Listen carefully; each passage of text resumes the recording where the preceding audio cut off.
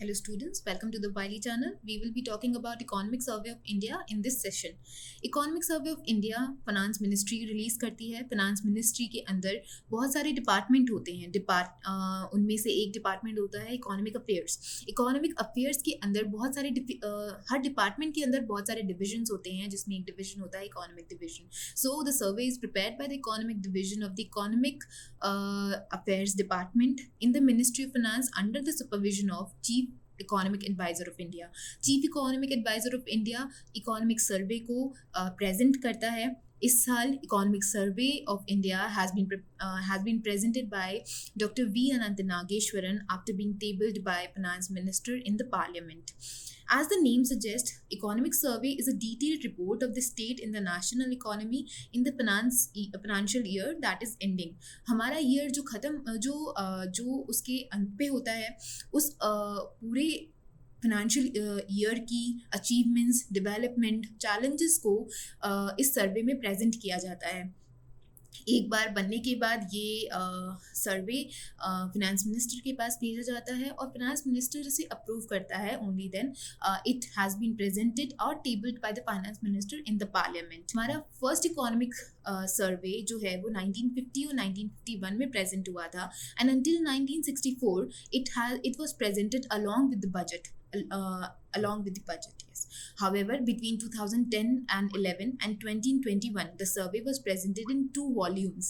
Last year, the survey reverted back to the single volume format due to the resignation of the CEA, Chief Advisor of India. Last year, the survey reverted back to a single volume format due to the designation of our CEA of India, Mr. Krishnamurthy. Now we talk about the significance of the Indian Economic Survey. Even though it comes just a day before the budget, the assessment and the recommendation carried out in the survey are not binding on the budget. This is a very important thing, that in the budget, whatever has been suggested or proposed, the recommendations and assessment has been proposed in the survey, they are not binding to include into the budget. Still, the survey remains the most authoritative and comprehensive analysis of the economy that is conducted from within the union government. As such, its observation and details provide an official framework for analyzing the Indian economy. Now we talk about what the survey has included. So, हमारे पूरे एक साल में 12 महीने में जो भी development हुआ है, इकोनॉमिक डेवलपमेंट हुआ है, उस सभी को रिव्यू किया जाता है, समराइज किया जाता है. जितनी भी हमारी डेवलपमेंट हुई है उनसे क्या क्या हमें चैलेंजेस आए हैं, क्या क्या हम देश ने परफॉर्म किया है, ये सब कुछ एक समरी दी जाती है इस सर्वे के अंदर. ऑल्सो जितनी भी हमारे गवर्नमेंट पॉलिसी के इनिशिएटिव हैं उनको हाईलाइट किया जाता है. तो these are the various aspects on which the survey has been based on.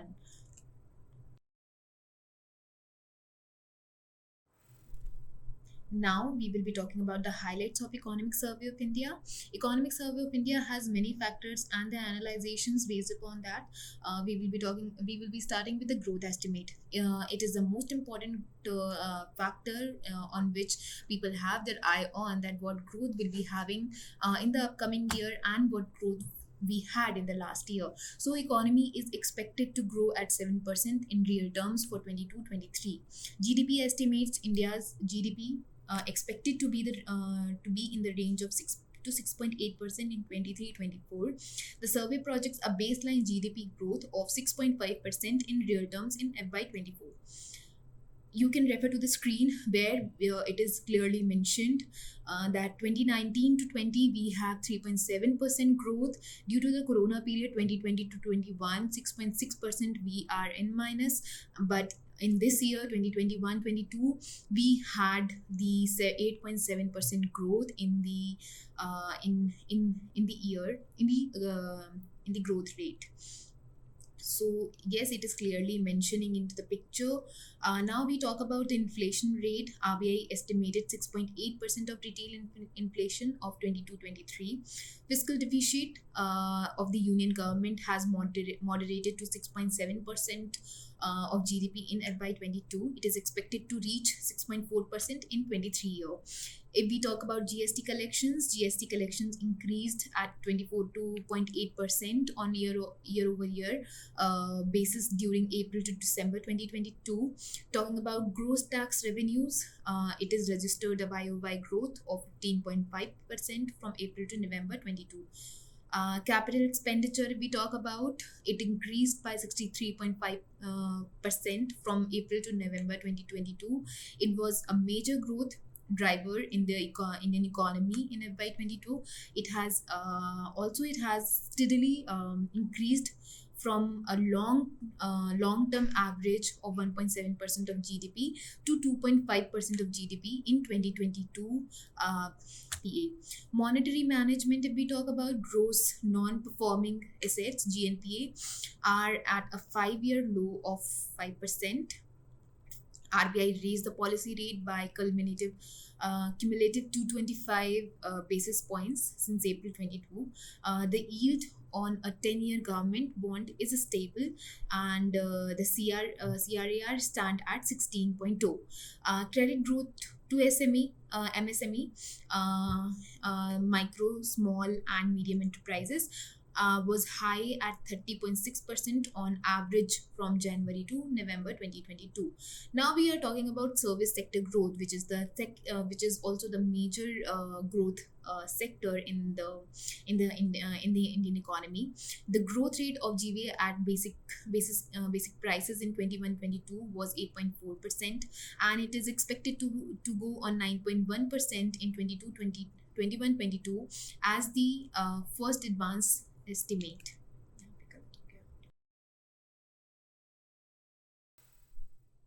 Credit growth to MSME, micro, small, and medium enterprises was high at 30.6% on average from January to November 2022. Now we talk about service sector growth, which is also a major component or factor of the Indian economy survey. The growth rate at basic prices in 21-22 was 8.4%. It is 9.1% in 22-23. As per the first advanced estimate. You can refer to the screen again where it is shown in the picture that 2019 to 20 we were the service sector growth was at 6.3%. Minus 7.8% was there in 2020 and 21-22 it was at 8.4%. In 22-23 we again are at 9.1% growth rate.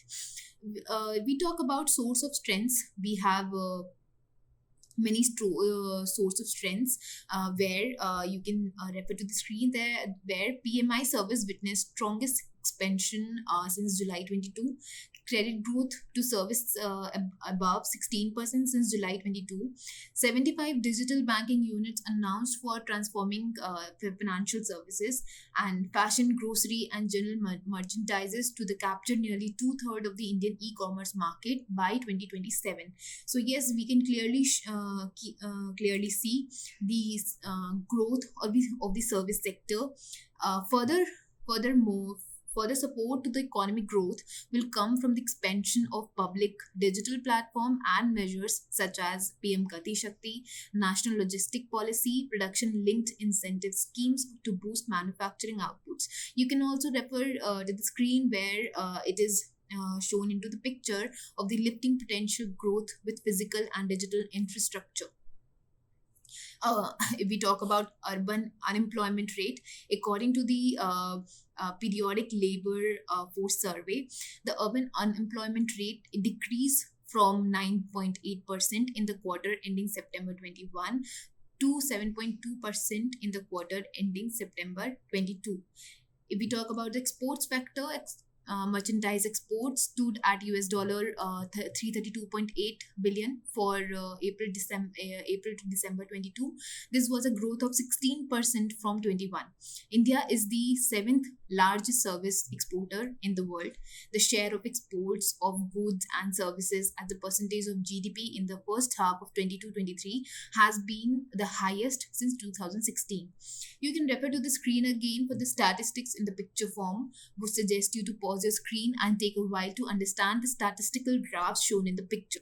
We can clearly say that India to witness GDP growth of 6.6% to 6.8% in 23-24, depending on the trajectory of economic and political developments globally.